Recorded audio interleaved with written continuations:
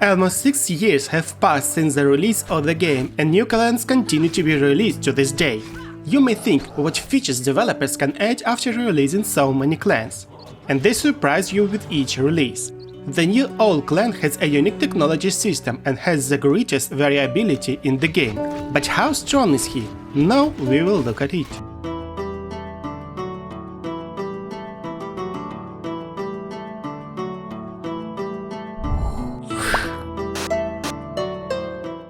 The clan belongs to the classic clans that we all know since the release of the game.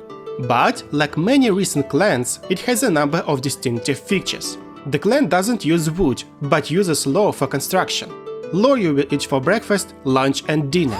You will steal lore in your dreams. And even when you meet another girl, the first question you will ask is, do you have any lore? How many lore do you have? And if everything is clear with construction, then it's worth focusing on other aspects related to the wood. Forest zones give you 2 lore and should be colonized first. You are safe from freezes in winter, and this makes preparing for a blizzard easier.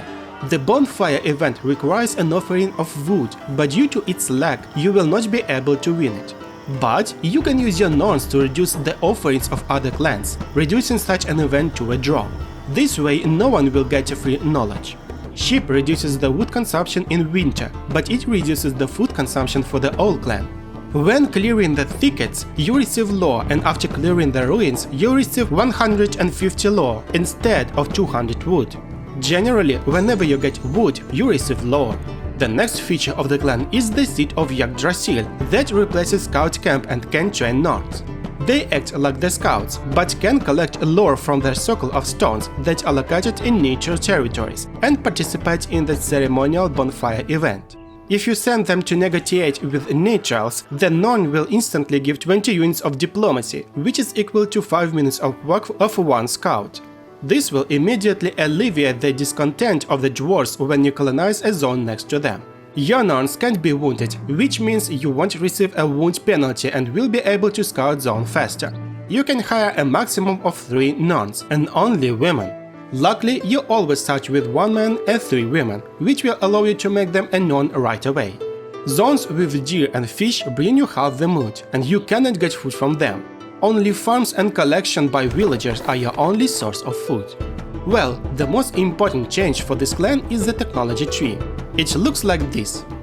The tree is divided into 3 zones: red, blue and green. Red is responsible for military technology, blue for wisdom and money, and green for production. The uniqueness of the tree is that you can move from one branch to another without having studied previous technologies in the branch.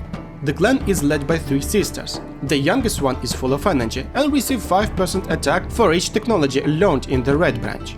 A middle-aged sister receives 5% of production bonus for each learned technology in the green branch, and the bonus only applies in the zone where she is located. The elder sister gives 1 lore of income for each technology learned in the blue branch. The warrior stats are more towards defense and she has more health, while the other sisters have the same stats and aren't very good in combat. You can only hire 1 sister, but you can switch between them for 50 lore. This was an important digression because technology and sisterhood have a direct connection with each other. Well, now let's go back to technology.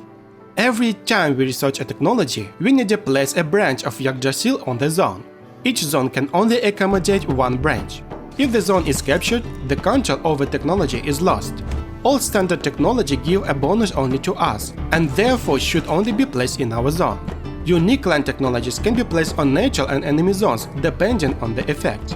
I won't name the names of technologies since you won't remember them anyway, but I will just start with the first technology of the blue branch. For 60 lore, you can place a branch that sucks stones or iron from a zone. If this is your own neutral zone, then you receive the resources. If this is an ally zone, then the ally receives the resources. If this is an enemy zone, then no.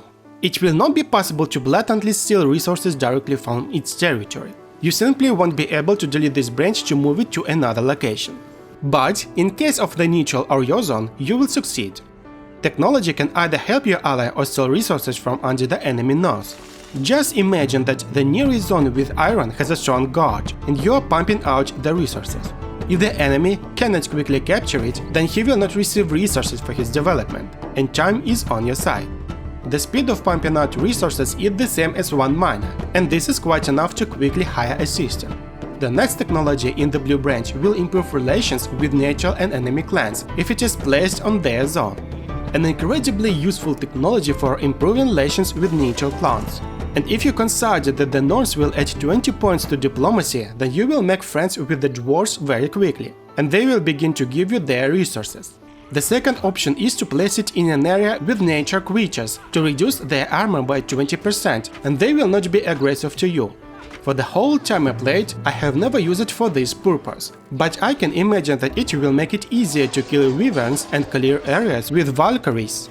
The third technology in the Blue Branch will allow you to open a unique technology for the clan if you place a branch on its zone, and that clan receives a 15% of your lore income. It is worth considering that you will not receive anything from the Lion, Stouch or Oak clans. The branch will work well in team play, because in addition to your ally's technology, you accelerate his lore income. In the case of an enemy, if you wipe him out, the technology disappears. The final technology allows the old sister to double the effect of unique technologies if she is in the same zone. To be honest, I hardly use this sister by the time I learn this technology, since I am going into the military branch, and the bonuses for a battle sister are much more powerful. Let's go to the green section. The first technology will allow you to build a farm and increase production by 10% in the zone where it will be placed. A very good technology, especially in cases where you do not have fertile fields. It will also allow you to help your allies if they have problems with food. If you remove the branch, the farm stops working. Therefore, you can build a bunch of farms and quickly capture neighboring zones. The second green section technology is also very good. It allows you to receive the bonus that the zone gives, and it doesn't matter at all in what territory this branch will be placed. For example, a geyser gives 4 mood, and the zone with the forest gives 6 lore. And it doesn't matter at all whether they are located on your territory or on the enemies. This technology will compensate many clans' problems. True, this also means that the clan depends on the map generation, because there may be no geyser. Third technology is also very useful. Once a month, you receive a certain amount of resources for every 100 resources that the clan has. This applies to food, gold and lore, and doesn't apply to stone or iron.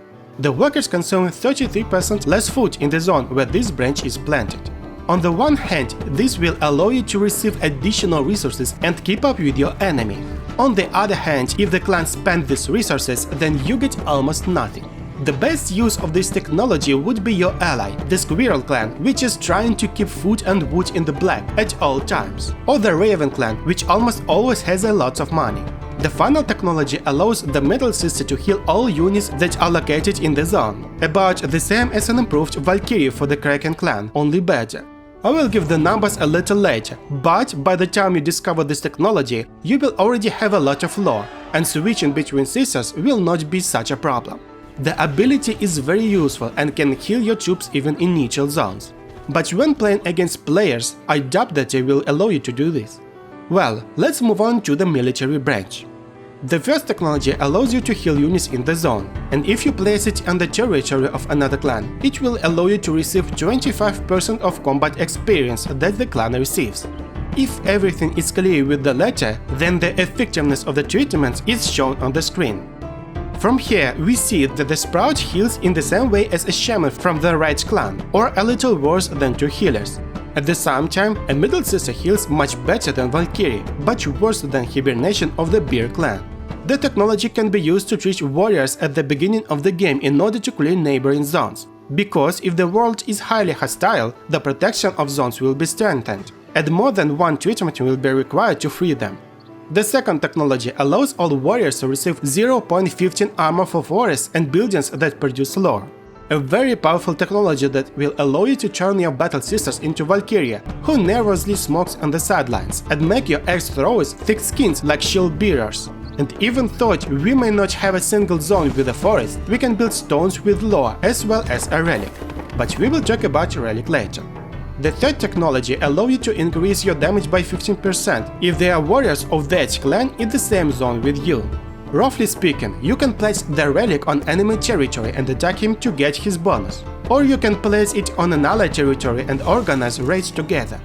The final technology allows your battle system to distribute all the bonuses from improved camps to your warriors in the zone.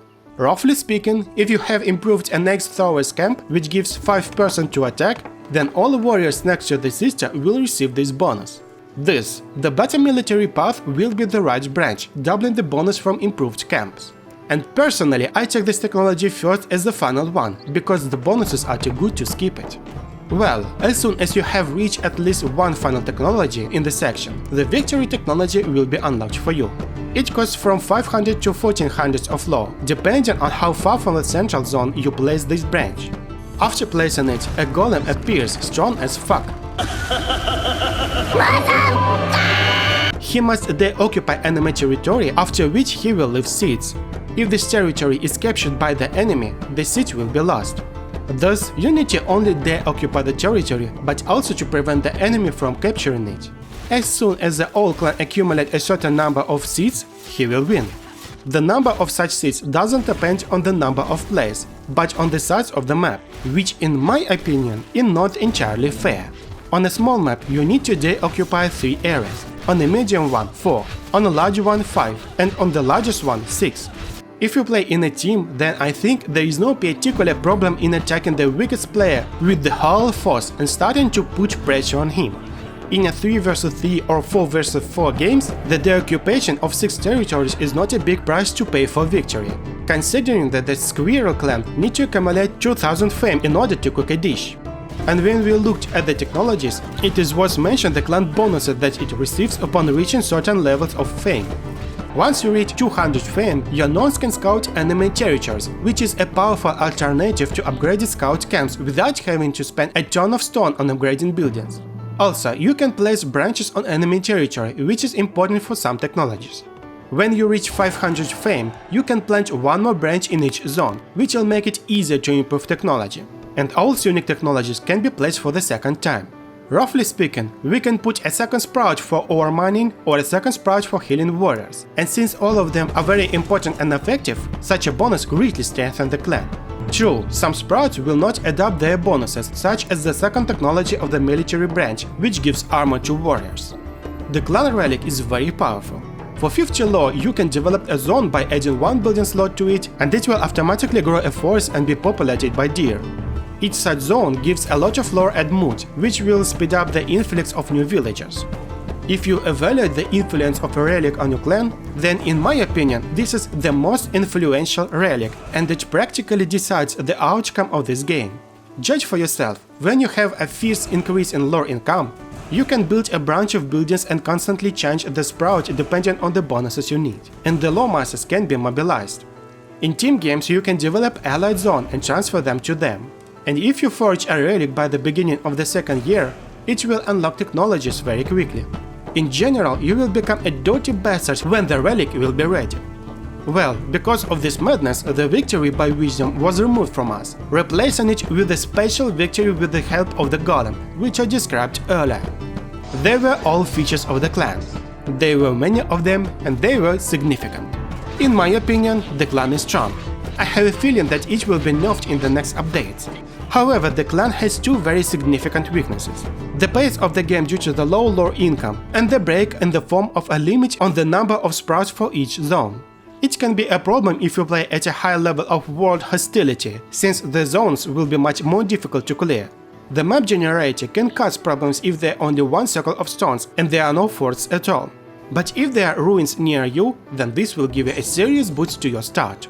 The clan has no problems with money, and I always choose sailors as crown income, at least at the beginning of the game. They bring both additional lore and fame, in case you fail to be the first who discovered the center of the map before everyone else. In the future, you can always swap them to merchants. The clan has a very wide variation of the game, and any of the option is good. You can steal iron in front of the enemy's nose and get a leader earlier. Or you can plant a sprout that will heal your warriors when clearing the surrounding territories, especially in a hostile world. Or you can build an additional farm to organize feasts and gain fame, and then colonize the neighboring one's territories. You can make friends with a nature clan on the other side of the map when an ordinary clan will have to trade and spend resources. Or you can clear it out with an armor debuff. All this also sets the pace for your enemies, because the longer the game lasts, the worse situation becomes for your opponent. If they hesitate to clear the zone, then you can suck out all the resources. And if they do not have time to make friends with the clan, then you will receive more bonuses from the dwarves.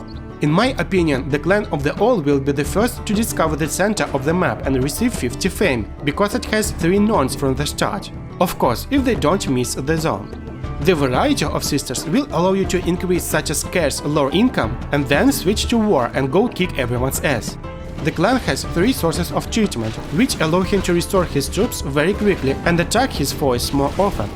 In general, the clan is powerful, diverse, and can perform very well both in team play and one-on-one. Well, extreme engine was with you. Press the like button if you like this review, leave comments below this video what you think about this clan, and subscribe to the channel if you don't want to miss new videos. Support me on Patreon and buy me a coffee. The more you support me, the greater motivation to make new videos, and I will just be pleased that someone supports me. Bye everyone!